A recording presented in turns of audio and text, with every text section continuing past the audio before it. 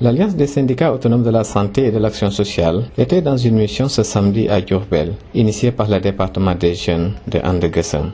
L'objet de la rencontre, c'était d'informer et de mobiliser tous les membres. Nous sommes venus rencontrer les camarades parce que nous sommes dans une dynamique, nous sommes dans une lutte. Et avant-hier seulement, nous avons décliné notre deuxième plan d'action. Dans ce deuxième plan d'action, une grève de 72 heures a été déclenchée qui débutera le 2 mai. Donc c'est le 2 mai, le 3 mai et le 4 mai sur l'étendue du territoire national avec le respect des urgences et du service minimum. Auparavant, le 30, nous allons débuter ce qu'on appelle la rétention des informations sanitaires et sociales. Nous avons envisagé une évaluation le samedi 5 mai.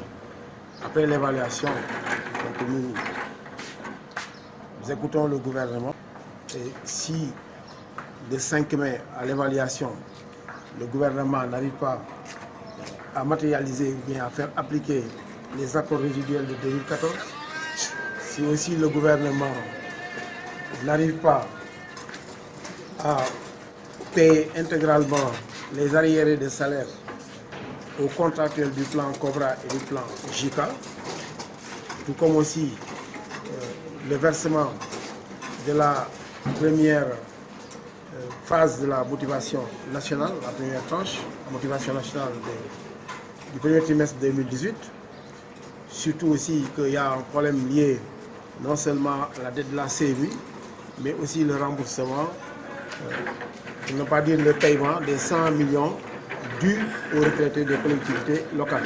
Il y a aussi le parachèvement des actes qui doivent consacrer le statut au personnel des collectivités locales.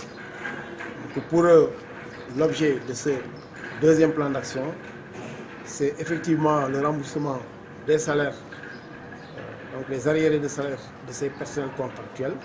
C'est aussi l'application des accords résiduels, mais l'ouverture de négociations sérieuses sur le régime indemnitaire. Et vous n'êtes pas sans savoir que sur le régime indemnitaire, le gouvernement a procédé à un règlement plus ou moins discriminatoire du régime indemnitaire en octroyant une indemnité à une catégorie et en oubliant les autres catégories. Donc c'est aussi valable pour la question de la retraite à 65 ans. Bon, maintenant, nous sommes en tournée d'information et de sensibilisation, comme je l'ai dit tout à l'heure.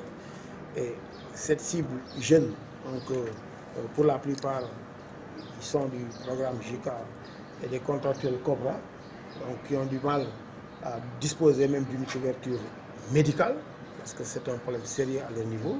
Ils ont du mal aussi à disposer d'une couverture sociale, que ce soit les cotisations sociales à l'IPES et à la caisse de sécurité sociale. Donc ces questions posent problème, alors qu'ils passent tout leur temps à soigner des gens, alors qu'ils n'arrivent pas à se faire soigner.